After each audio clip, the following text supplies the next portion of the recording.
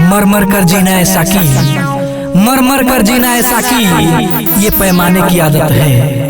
मर मर कर जीना ऐसा की, ये पैमाने की आदत है।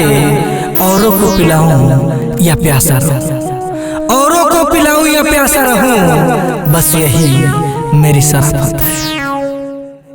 कितनी हसीन जिंदगी है, कितनी हसीन जिंदगी है, इसमें लाखों गम भी।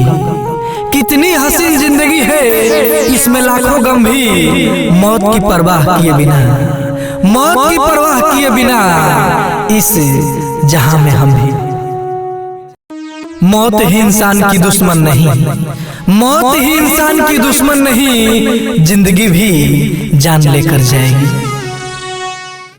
ये उदास उदास चेहरे से, ये उदास उदास चेहरे से हसीन हसीन तबस्सुम, ये उदास उदास चेहरे से हसीन हसीन तबस्सुम, तेरी अंजुमन में शायद, हाँ तेरी अंजुमन में शायद कोई आईना ही नहीं।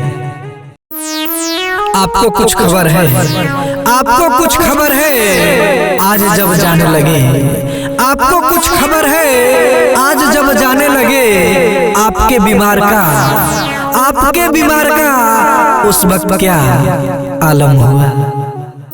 आंखों में अश्क आए, आंखों में अश्क आए तो हंसने का लुत्फ क्या। आंखों में अश्क आए तो हंसने का लुत्फ क्या। इतना न गुदगुदाओ की, हाँ इतना न गुदगुदाओ की हम रो दिया करें।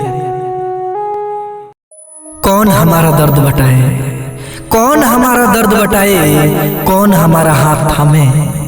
कौन हमारा दर्द बटाए, कौन हमारा हाथ थामे। उनके नगर में जगमग जगमग, उनके नगर में जगमग जगमग, अपने देश में रात ही रात।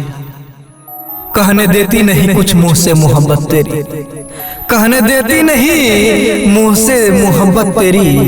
लब पे रह जाती है, लब पे रह जाती है आके शिकायत तेरी।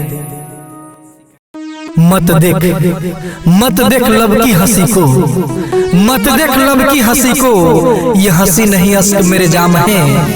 मत देख लब की हंसी को, ये हंसी नहीं अश्क मेरे जाम है। लाखों अश्क बहाकर हमने, लाखों अश्क बहाकर हमने पाई मोहब्बत में मुस्कान है। मुझे अपनी मुस्कान दे दो, मुझे अपनी मुस्कान दे दो, मैं तुम्हें जान दे सकती हूँ। मुझे अपनी मुस्कान दे दो, मैं तुम्हें जान दे सकती हूँ। तुम मुझे गले लगा लो, हाँ तुम मुझे गले लगा लो, मैं तुम्हारे लिए मर सकती हूँ।